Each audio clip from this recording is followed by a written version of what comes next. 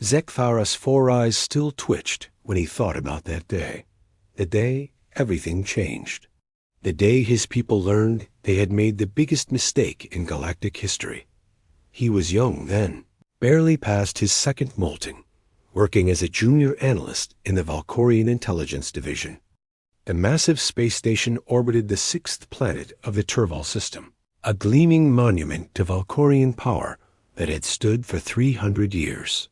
From his small office on level 47, Zethara processed reports from across the galaxy, cataloging threats and opportunities for the hegemony. Most of his work was routine. Pirates near the outer rim, trade disputes between minor species, the occasional territorial squabble that required a show of force. Nothing that truly challenged Valkorian supremacy. They were the most advanced civilization in known space, masters of plasma technology and quantum engineering. Their fleets numbered in the thousands. Their territory spanned dozens of star systems, and their military had never known defeat. Then came the report about Earth. Zethara remembered unrolling the FO datapad that morning, expecting another boring survey of some backwater world. Instead, he found something that made his mandibles click with amusement. A species called humans had just developed faster-than-light communication. They were sending crude radio signals into space, apparently trying to contact other civilizations. Preliminary scans were almost laughable. Earth was a single planet with no colonies, no orbital defenses, and technology that was centuries behind galactic standards. Their fastest ships still used chemical rockets. Their weapons were projectile-based, slug throwers and primitive explosives. They hadn't even mastered fusion power beyond basic energy generation. But what caught the attention of Valkorian High Command wasn't Earth's primitive technology. It was the planet's resources. Long-range surveys had detected massive deposits of rare minerals, particularly trilithium and quantum crystals, that were essential for advanced starship construction. Earth's location was also strategically valuable, sitting at the junction of three major hyperspace routes. Admiral Voran himself had reviewed the report. Zethara still remembered the meeting where the old warrior had dismissed human capabilities with a wave of his massive claw. Barely evolved primates, he had called them. They play with toys they don't understand. We will offer them the honor of joining the hegemony. If they refuse, we will take what we need. 3 months later, the first human ship arrived at Turval Station. Zethara was assigned to the diplomatic reception team, partly because of his expertise in xenobiology, and partly because junior analysts got all the boring jobs. He stood in the docking bay with a dozen other officials, watching as the alien vessel slowly maneuvered toward the landing platform. The ship was ugly by Valkorian standards, where their vessels were sleek and organic-looking, curved like the shells of their ancestors. The human craft was all angles and harsh lines. It looked more like a flying building than a starship. The hull was covered in strange markings and symbols that their translation computers were still trying to decode. But despite its crude appearance, the ship handled beautifully. The pilot brought it in with smooth, confident movements that spoke of real skill. As the landing clamps engaged and the airlock sealed, Zethara felt his first hint of unease. Maybe these humans weren't quite as primitive as everyone thought. The airlock cycled open with a hiss of equalizing atmosphere. 3 figures emerged, walking with purpose across the metal deck. They were smaller than Valkorians, bipedal creatures with soft skin and strange fur on their heads. But they moved with a confidence that seemed out of place for representatives of such a primitive world. The leader was a male called Captain John Martinez. He wore a blue uniform with metal decorations that clinked softly as he walked. His eyes were dark and alert, constantly scanning the docking bay with the same intensity that a predator might use to study hunting grounds. When he spoke, his voice was calm and controlled, but there was something underneath it that made Zethara's skin crawl. "Greetings," Captain Martinez said in surprisingly good galactic standard. "I am Captain John Martinez of the Earth Confederation. Ship Liberty. This is Ambassador Lisa Wong and Commander Jake Sullivan.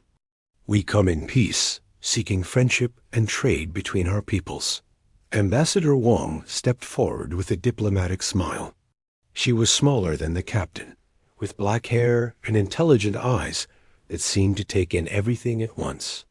She carried herself with the grace of someone used to high-stakes negotiations, speaking in careful, measured tones about cooperation and mutual benefit. But it was the third human who worried Zethara the most. Commander Sullivan stood slightly behind the others, saying little but watching everything. His uniform was different from the others, darker and with fewer decorations. While the captain and ambassador focused on the Valkorian officials, Sullivan's attention wandered to the docking bay's security cameras, the placement of the guards, and the access corridors leading deeper into the station. The formal greetings took place in Conference Room 7, a grand chamber designed to impress visiting dignitaries. The walls were made of polished crystal that showed swirling patterns of light, and the ceiling displayed a real-time view of the stars outside. Admiral Voran presided from the head of a crescent-shaped table, his massive frame draped in the ceremonial robes of his rank. Zethara sat in the back row with the other junior staff, taking notes and trying to look invisible. He watched as Ambassador Wong presented gifts from Earth. There were pieces of art, samples of human music, and data files containing scientific information. The ambassador spoke eloquently about the benefits of cultural exchange and peaceful coexistence, but Zethara found himself studying Captain Martinez instead. The human's eyes never stopped moving. While his ambassador talked about peace, the captain was memorizing the room's layout, counting the guards, and noting the positions of every door and window. It was the behavior of someone who thought like a soldier, even in a diplomatic setting. Commander Sullivan was even more concerning. He had brought a small device that he claimed was a cultural exchange terminal, designed to share information about human history and technology. But Zethara noticed that the device seemed to be doing more listening than sharing. Its sensors were quietly recording everything from room dimensions to the electromagnetic signatures of Valkorian equipment. The negotiations continued for 3 days.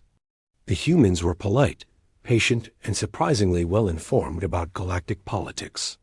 They asked intelligent questions about trade routes, diplomatic protocols, and legal frameworks.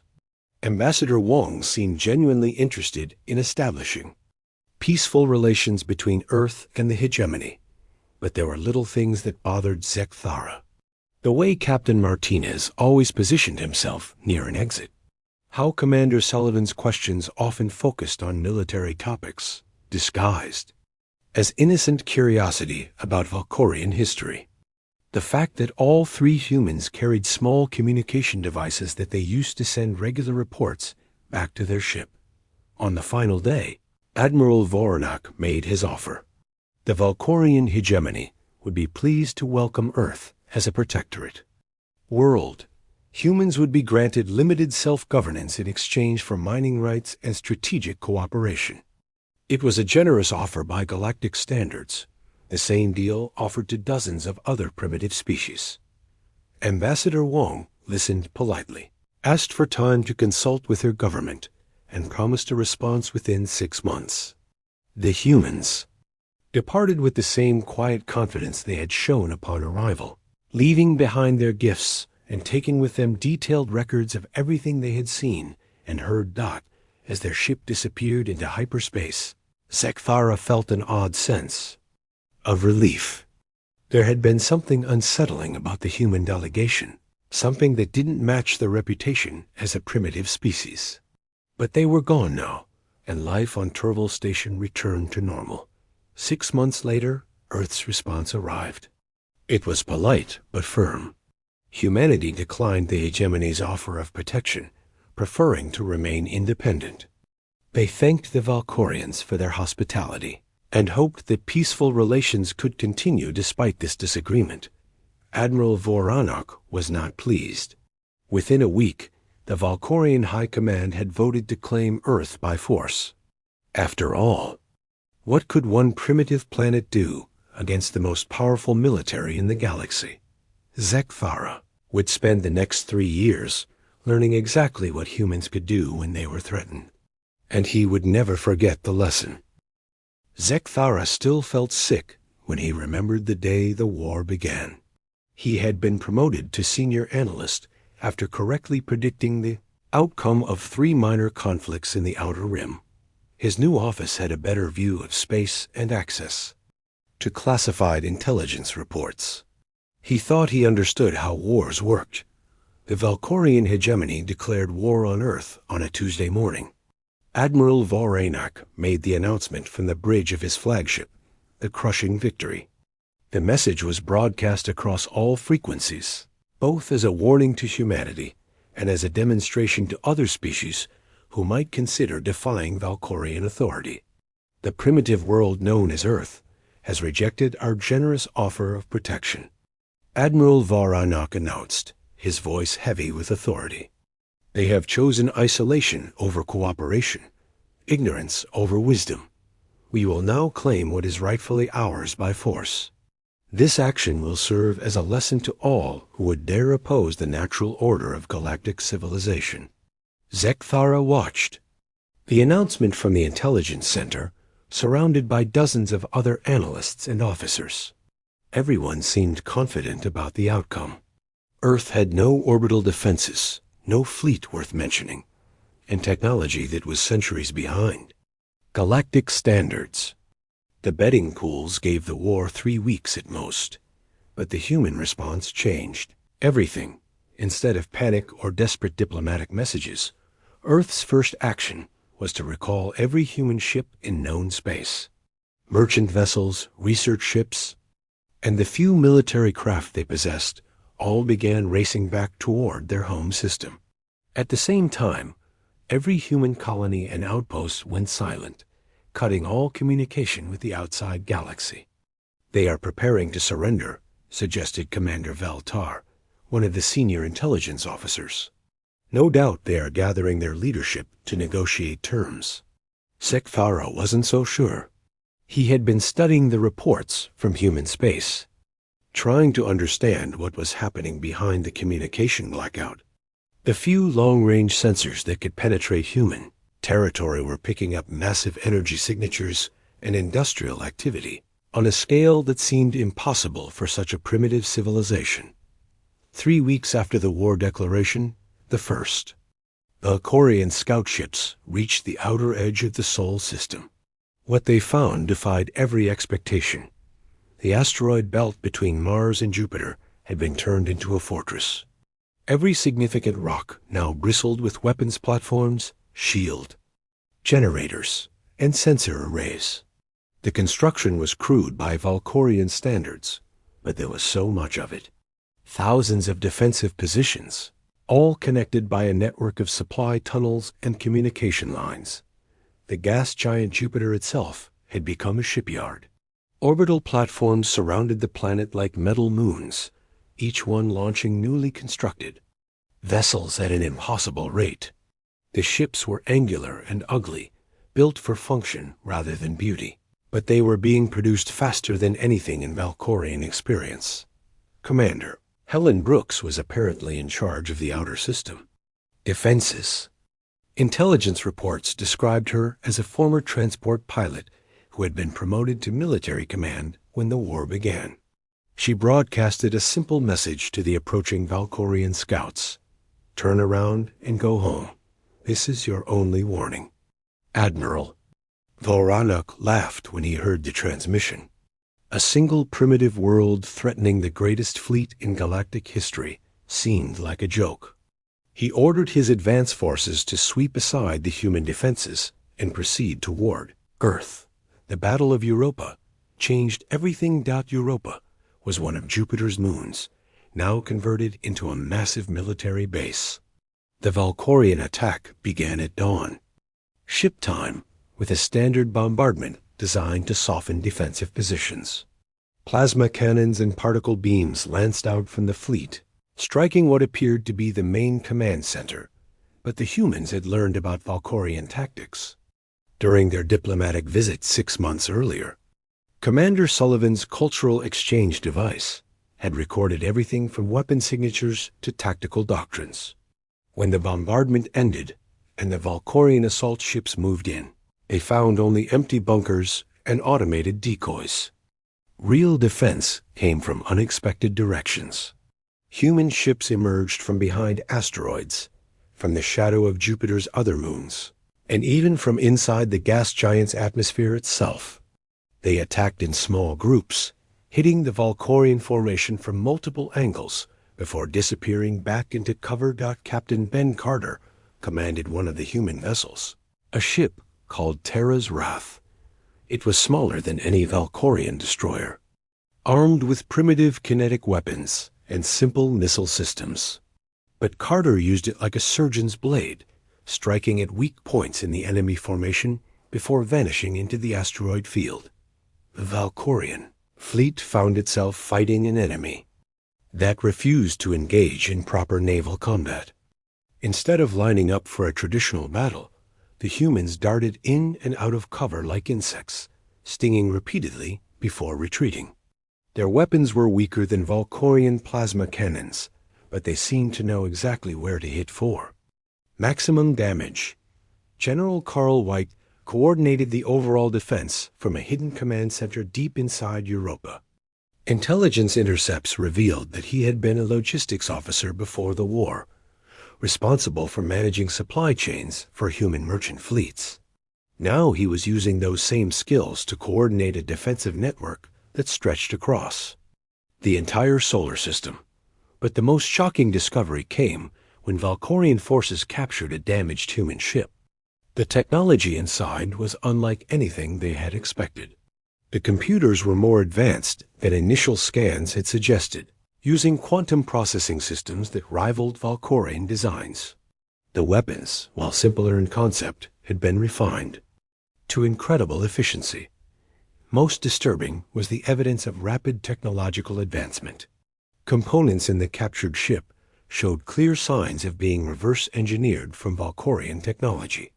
Somehow, the humans had taken sensor readings and equipment samples during their diplomatic visit and used them to upgrade their own systems in just 6 months. Dr. Lisa Kim was apparently in charge of human research and development. Intelligence. Reports described massive underground laboratories where human scientists worked around the clock to analyze and improve captured alien technology.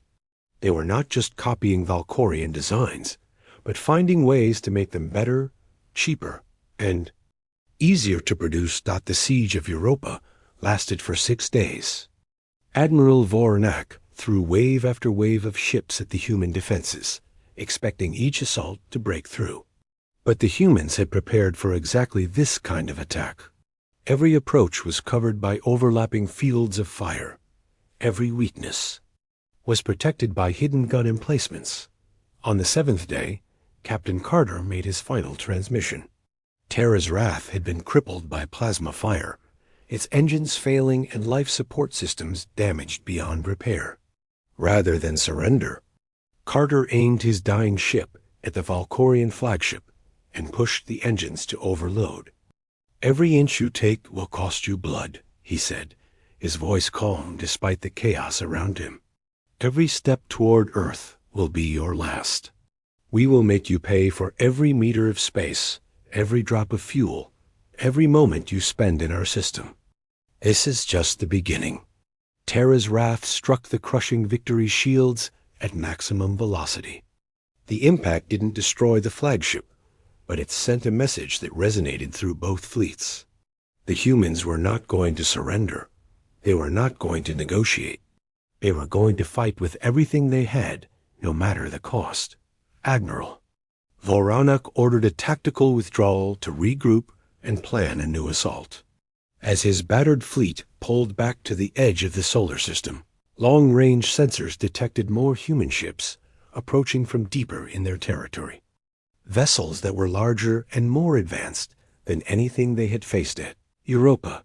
Zethara studied the intelligence reports from his office on Turval Station, trying to understand what had gone wrong. The humans were supposed to be primitive. They were supposed to be weak and disorganized. Instead, they had transformed their entire civilization into a war machine in less than 6 months. But the most terrifying thing wasn't their technology or their tactics. It was their attitude. Other species fought wars to gain territory or resources. They understood concepts like acceptable losses and strategic withdrawal. The humans seemed to view war as something that had to be won completely, no matter what it cost. As more reports arrived from the Sol system, Zethara began to realize that the Valkorian hegemony had made a terrible mistake. They hadn't declared war on a primitive species. They had awakened something that had been sleeping, something that understood violence in ways that no other civilization had ever imagined. The humans were learning. Every battle taught them something new about Valkorian tactics and technology. Every engagement made them stronger, smarter, and more dangerous.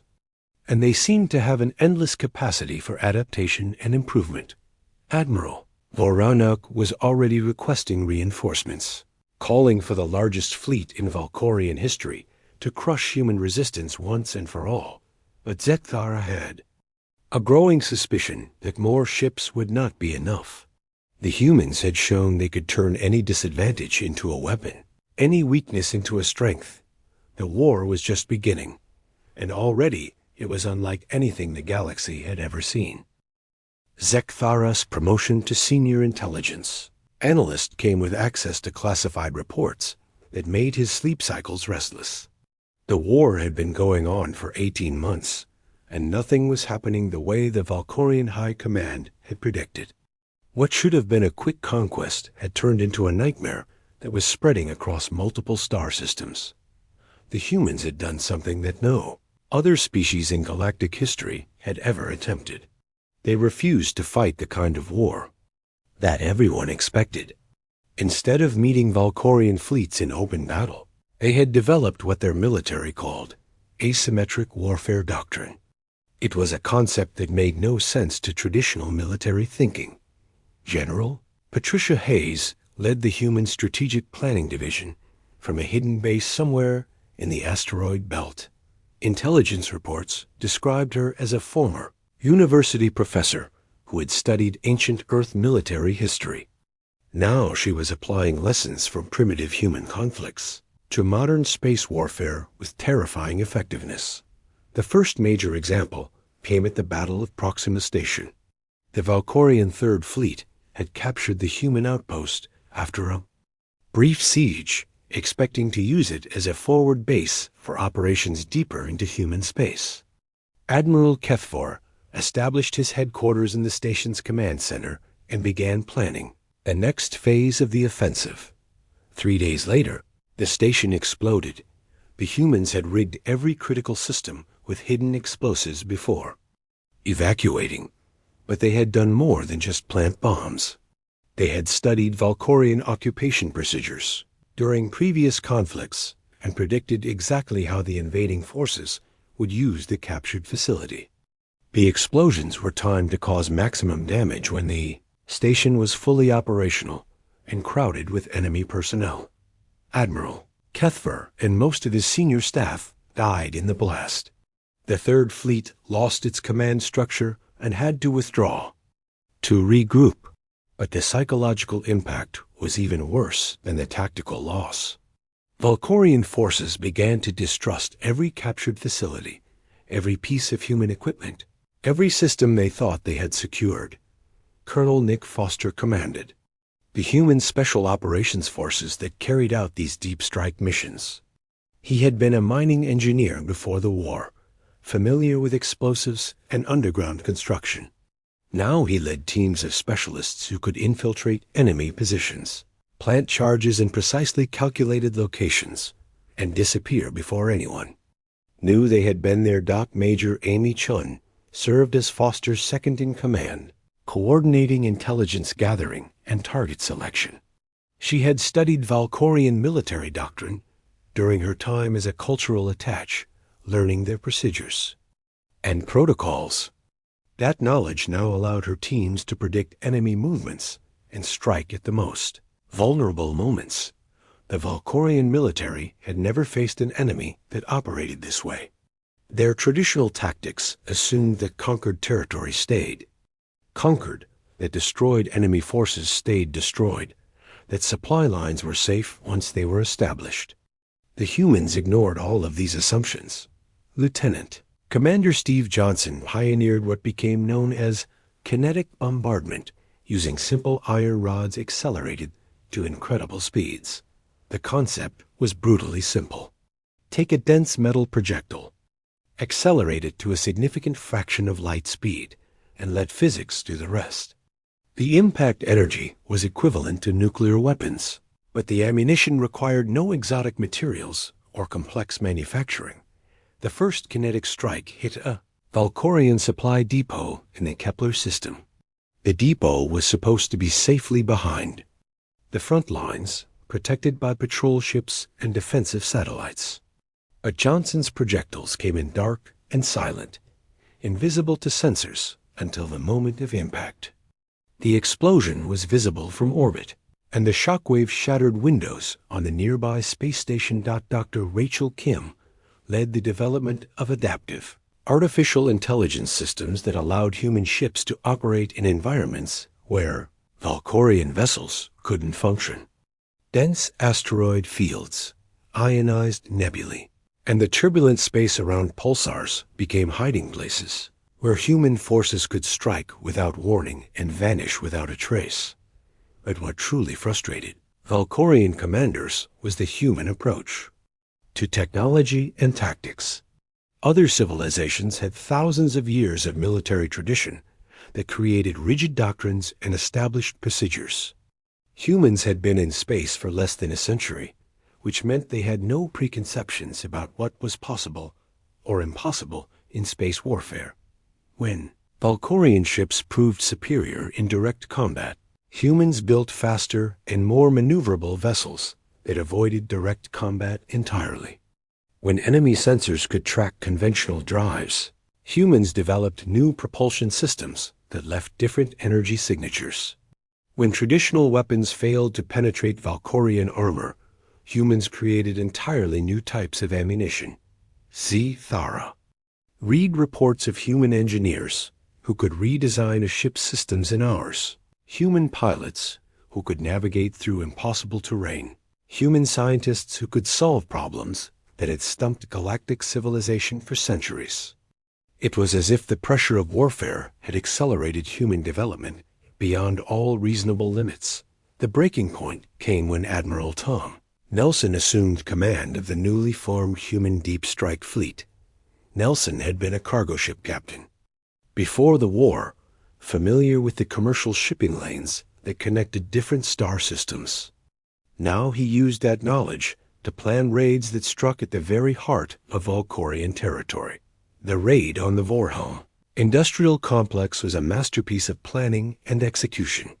The complex was located 12 jump points behind the front lines, protected by patrol fleets and early warning systems. It produced the quantum processors that powered Valkorian ship computers, making it one of the most important facilities in the entire hegemony. Nelson's fleet approached through a series of uninhabited systems, using gravitational slingshots around gas giants to build up speed while remaining hidden from long-range sensors. They emerged from hyperspace just outside the complex's defensive perimeter, moving too fast for the Guardian fleets to intercept. Captain Greg Miller commanded the assault ship Defiant Dawn, leading the attack on the primary manufacturing facility. His ship was smaller and less heavily armed than the Valkorian defenders, but it carried experimental weapons designed specifically for this mission. Plasma cutters that could slice through station hulls, electromagnetic pulse bombs that disabled computer systems, and kinetic penetrators that could punch through multiple levels of armor. Captain Linda Shaw led the Iron Resolve, in a diversionary attack that drew the defensive fleet away from the main target. Her ship engaged 3 Valkorian cruisers simultaneously, using hit-and-run tactics to keep them busy while the primary assault proceeded. When her weapons were exhausted and her ship was badly damaged, she rammed the enemy flagship at maximum velocity. The entire operation lasted less than 2 hours.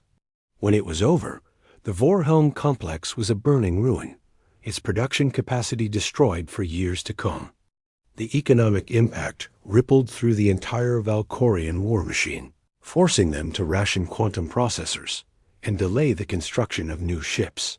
But the raid's real significance went beyond its immediate tactical results. Nelson's fleet had demonstrated that nowhere in Valkorian space was truly safe. If humans could strike at heavily defended industrial complexes deep behind enemy lines, they could strike anywhere. Commander Pete Williams coordinated the logistics that made these operations possible. He had managed supply chains for civilian transportation companies, ensuring that cargo reached its destination on schedule, despite mechanical failures, route changes, and unexpected delays. Now he applied the same skills to military operations, keeping human strike forces supplied and equipped, no matter how far they operated from their bases.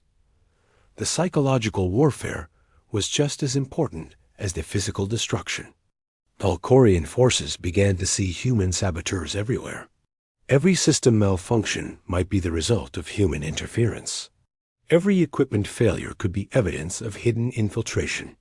The paranoia spread through the ranks, making commanders second-guess their own decisions and distrust their own equipment. Zethara found himself assigned to a special task force trying to understand human military psychology. The reports he read painted a picture of a species that approached warfare like a scientific problem to be solved. They analyzed every battle, studied every failure, and constantly refined their tactics based on new information. But the most disturbing aspect was their creativity. Where other species followed established military doctrines, humans invented new forms of warfare on the spot. They turned mining equipment into weapons, converted civilian technology into military applications, and found tactical uses for things that no military academy had ever considered. The war was entering its second year, and the Valkorian hegemony was facing something unprecedented in galactic history. They were losing to a species that should have been conquered in weeks. The humans were not just fighting back, they were winning. Admiral Voran requested additional reinforcements, calling for the largest military mobilization in Valkorian history. But Zethara had begun to suspect that more ships and weapons would not be enough. The humans were evolving too quickly, adapting too effectively, learning too much from every encounter. Zethara would never forget the day Admiral Voran announced Operation Final Victory. The old warrior stood before the assembled fleet commanders in the war room of his flagship, his massive frame casting shadows across the holographic display showing the Centauri system. After 2 years of setbacks and humiliating defeats, the Valkorian High Command had decided to end the human problem once and for all. "We have assembled the largest fleet in galactic history," Admiral Voran declared, his voice echoing through the chamber. 3,000 ships from across the hegemony. Every class of vessel, from scout ships to heavy battle cruisers. The humans cannot possibly resist such overwhelming force. The target was Centauri Prime, a human colony world with nearly 2 million inhabitants. Intelligence reports suggested it was lightly defended, protected by only a small patrol fleet and basic orbital defenses. The plan was simple: surround the planet, demand surrender, and use the threat to civilian lives to force Earth into accepting Valkorian terms. Zethara had been promoted again, this time to the intelligence staff, aboard the flagship itself. From his position in the command center, he could see the tactical displays showing the massive Valkorian formation as it approached the Centauri system. Ship after ship dropped out of hyperspace, taking positions around the human colony in a sphere of metal and weapons that stretched across millions of kilometers. The siege began exactly as planned. Admiral Voran broadcast his ultimatum on all frequencies, demanding immediate surrender and threatening orbital bombardment if the colonists refused to comply. The human response came 12 hours later, transmitted from the planetary surface by someone identifying herself as Governor Kate Morrison.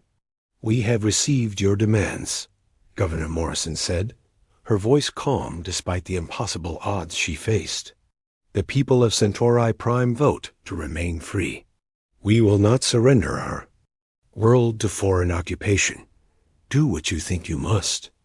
Admiral Voranak was furious at the rejection, but he held back from immediate retaliation.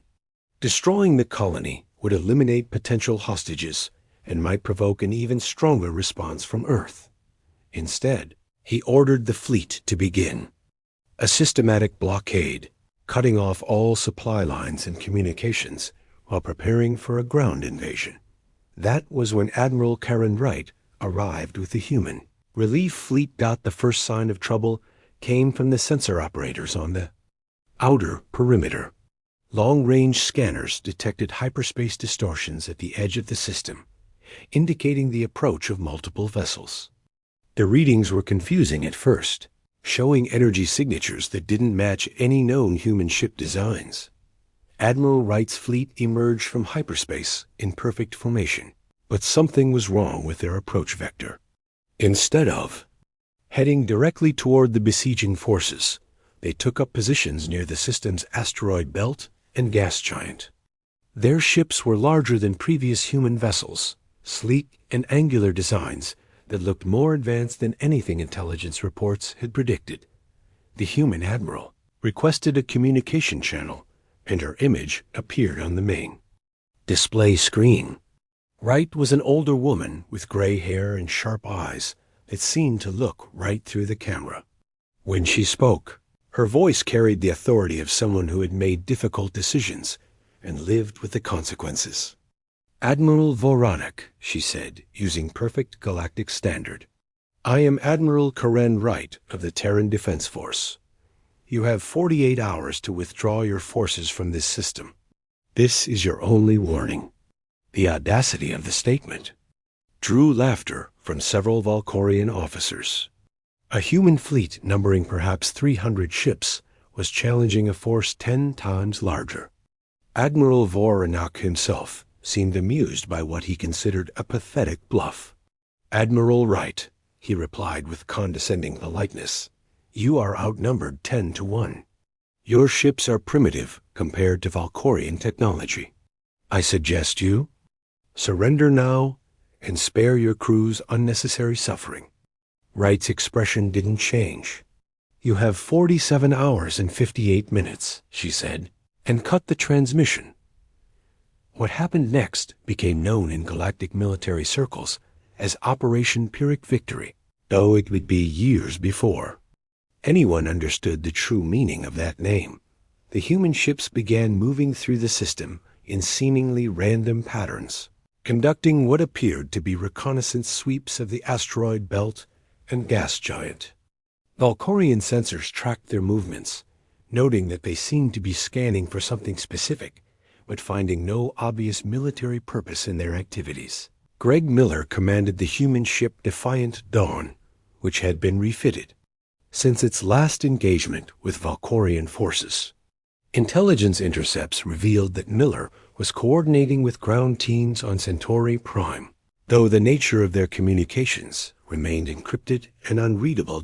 Captain Linda Shaw had been given command of a new vessel called the Iron Resolve, replacing the ship she had sacrificed in the raid on the Voran Complex. Her ship was equipped with experimental systems that Valkorian scientists couldn't identify, technologies that seemed to bend the laws of physics in impossible ways. But the most concerning development was the behavior of the colonists on Centauri Prime itself. Instead of showing signs of panic or desperation, the population seemed to be engaged in some kind of organized evacuation. Orbital sensors detected massive movement of people and equipment, but the destinations remained unclear. Commander Pete Williams appeared to be coordinating the logistics of whatever the humans were planning. His transport ships moved constantly between the planet's surface and the outer system, carrying cargo that was carefully shielded from Valkorian scanners. The efficiency of the operation was impressive, moving 2 million people and their essential belongings in less than 2 days. Admiral Voran grew increasingly suspicious as the 48-hour deadline approached. His intelligence staff reported that human activity was increasing rather than decreasing, with more ships arriving from deeper in their territory. But the newcomers weren't military vessels. They were converted civilian craft, modified with extra passenger compartments and life support systems. Captain Danny Ross commanded a human ship called the Last Stand, which took up position near the planet's main orbital facility. The vessel appeared to be some kind of command ship, bristling with communication arrays and sensor equipment. Ross himself was described in intelligence reports as a former merchant captain who had volunteered for what military analysts assumed was a suicide mission. The deadline arrived with Admiral Wright's fleet still maintaining their positions near the asteroid belt. Admiral Voran prepared to demonstrate Valkorian power by ordering a limited bombardment of military targets on the planet's surface. But when his ships moved into bombardment formation, they found something that changed everything. Centauri. Prime was empty. The orbital scans revealed abandoned cities, empty spaceports, and deserted industrial complexes. The entire population had vanished during the 2-day evacuation, leaving behind only automated systems and a few volunteer crews to maintain essential services. The humans had successfully evacuated 2 million people right under the noses of the largest fleet in galactic history. Admiral Voran realized he had been outmaneuvered, but the situation grew worse when his fleet moved to occupy the abandoned orbital facilities. The humans had left behind more than empty buildings. They had created a trap on a scale that defied comprehension. Captain Ross transmitted the final message from the Last Stand as Valkorian forces approached the main orbital station. "Admiral Wright sends her regards," he said, his voice calm and professional. "She wants you to remember that humans always pay their debts." The detonation sequence began with the orbital facilities around Centauri Prime. Fusion charges that had been carefully placed throughout the infrastructure created a chain reaction that spread to the planet's atmosphere processors, the orbital refineries, and finally the planet's own core. The humans had turned an entire world into a weapon, but they hadn't stopped there. The asteroid belt that Admiral Wright's fleet had been scanning contained hidden fusion charges in thousands of asteroids. The gas giant's orbital platforms had been rigged with quantum destabilizers that turned the planet into a stellar furnace. Every piece of infrastructure in the system had been wired to explode simultaneously. The explosion was visible from neighboring star systems. The flash of light temporarily blinded sensor arrays across a dozen light years. When the radiation cleared, the Centauri system had become a stellar graveyard filled with the wreckage of over 1,500 Valkorian ships. Admiral Voranok's flagship survived the initial blast, protected by its heavy shields and distance from the planet. But the electromagnetic pulse from the explosion had crippled most of his fleet's systems. Ships drifted helplessly through space, their crews struggling to restore power and life support. Zethara found himself in an escape pod, watching through a small viewport as the human fleet emerged from the outer system. Admiral Wright's ships had been safely positioned beyond the blast zone, protected by knowledge of exactly when and where the explosions would occur. The human ships moved through the wreckage like predators, rescuing survivors and capturing disabled vessels. But they weren't cruel or vengeful.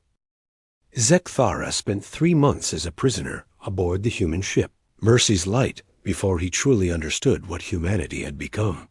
The ship was a converted medical vessel, now serving as a prison transport for captured Valkorian personnel. But it was unlike any military prison he had ever heard of. The human crew treated their prisoners with professional courtesy and genuine care. Medical officers provided treatment for injuries without regard to species or rank. The food was adequate. The quarters were clean, and the guards were polite but watchful. Captain Roy Phillips, the ship's commanding officer, made regular visits to ensure that prisoners were being treated according to what humans called the rules of war. But what disturbed Zethara most was the calm efficiency with which the humans conducted their operations. There was no hatred in their voices when they spoke of Valkorian forces, no anger or desire for revenge. They treated the war like a job that needed to be finished, a problem that required a solution. After the disaster at Centauri Prime, the Valkorian fleet had scattered in confusion. Some ships retreated to friendly territory, others attempted to regroup at rally points, and a few tried to continue fighting independently. But the humans had anticipated all of these responses and prepared accordingly. Admiral Susan Blake commanded what the humans called the Long Hunt, a systematic campaign to eliminate every Valkorian military presence in human space and beyond. Her fleet was unlike anything seen in previous battles. The ships were larger, faster, and equipped with technologies that seemed to have advanced by decades in just a few months. But these weren't random attacks motivated by revenge. Every target was carefully selected based on military value and strategic importance. Commander Roy Phillips, who served as Blake's intelligence chief before taking command of the prison ship, had spent months analyzing Valkorian military infrastructure to identify the most critical nodes in their supply network. The first major strike came at the Kethmer shipyards, located deep in Valkorian territory. The facility had been building warships for 3 centuries and was considered one of the most secure installations in the hegemony. But human intelligence had mapped every approach route, every defensive system, and every vulnerability. Captain Alex Turner led the assault force that penetrated the shipyard's defenses. Turner had been a systems analyst before the war, specializing in computer networks and data security. Now he used those skills to coordinate cyber warfare attacks that disabled the facility's automated defenses while kinetic strikes destroyed the primary construction bays.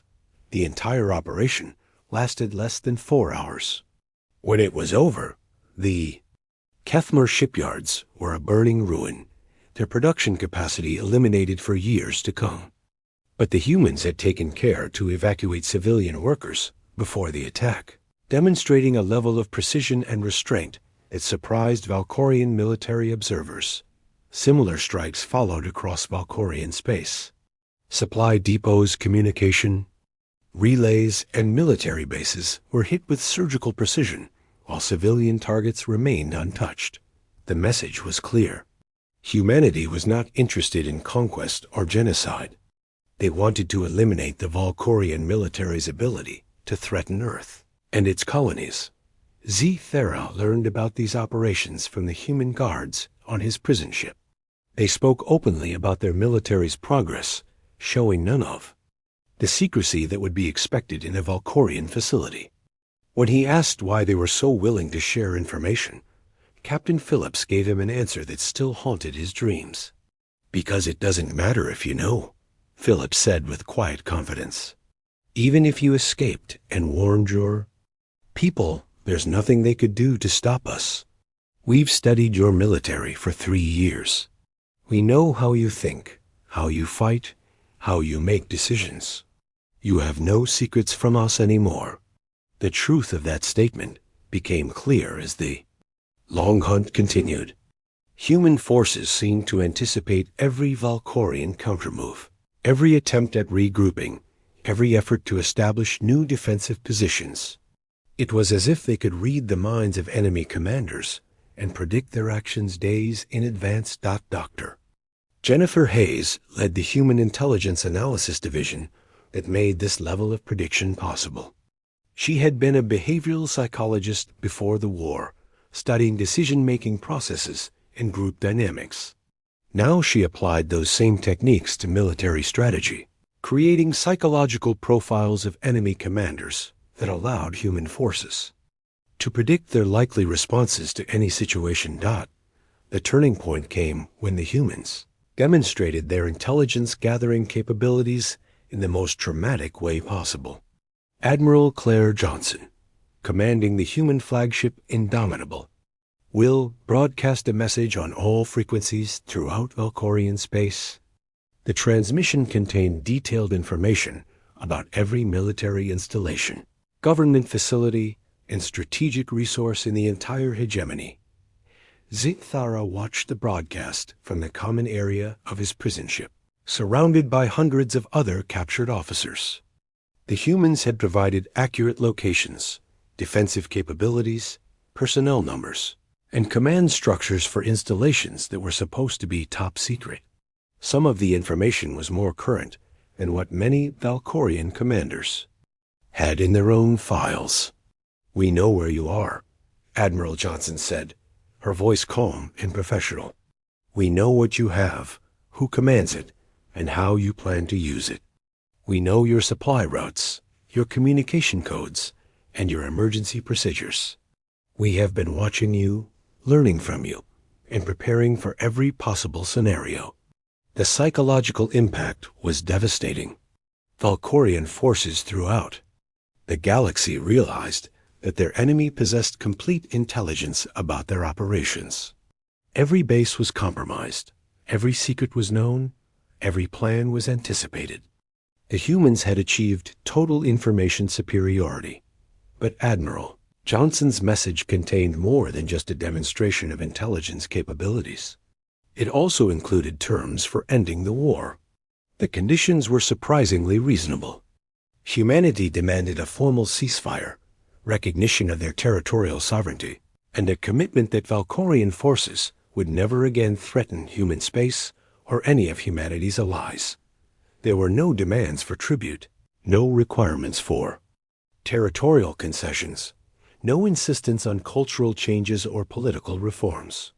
The humans simply wanted to be left alone to develop their civilization in peace, but the implicit threat was clear. Any future aggression would be met with the same ruthless efficiency that had characterized the entire war. Captain Turner personally delivered the peace proposal to the Valkorian High Command. He arrived at the Imperial capital aboard a single ship, carrying diplomatic credentials and a message from Admiral Johnson. The audacity of sending one vessel into the heart of enemy territory demonstrated humanity's confidence in their intelligence, network, and defensive capabilities. The negotiations lasted for 6 days. Zethara later learned the details from intelligence reports that were declassified after the war ended. The human delegation was led by Ambassador Lisa Wong, the same diplomat who had visited Turval Station 3 years earlier. She was accompanied by Captain Turner and a small staff of military advisors. Ambassador Wong approached the negotiations with the same professional competence she had shown during first contact. She was polite, patient, and well-informed about Valkorian culture and legal traditions. But she was also inflexible on the core terms. Humanity would accept nothing less than complete security for their territory and their allies. The Valkorian High Command found themselves in an impossible position. Continuing the war meant facing an enemy that knew their every move and could strike at will. But accepting the peace terms meant acknowledging that a supposedly primitive species had defeated the greatest military power in galactic history. Admiral Voran, the architect of the original invasion, spoke for many when he addressed the peace conference. "How did we lose to creatures we dismissed as barely civilized?" he asked, his voice heavy with confusion and defeat. Captain Turner provided an answer that would be quoted in military academies for generations to come. "You assume that technology determines victory," he said. "But wars are won by adaptation, determination, and the willingness to pay whatever price victory requires. We learned your technology, improved upon it, and used it better than you did. We studied your tactics, found their weaknesses, and developed counters for every strategy you employed. Most importantly, we fought for our survival, while you fought for your convenience. The peace treaty was signed on a Tuesday morning, exactly 3 years after the war had begun. The ceremony took place aboard a neutral space station with representatives from dozens of galactic civilizations serving as witnesses. Ambassador Wong signed for humanity, while Admiral Voran signed for the Valkorian hegemony. As the documents were exchanged, Zethara found himself thinking about the lessons of the war. Humanity had demonstrated that technological superiority meant nothing without the will and wisdom to use it effectively. They had shown that determination and adaptability could overcome any advantage of numbers or firepower, but most importantly, they had proven that some prices were too high to pay.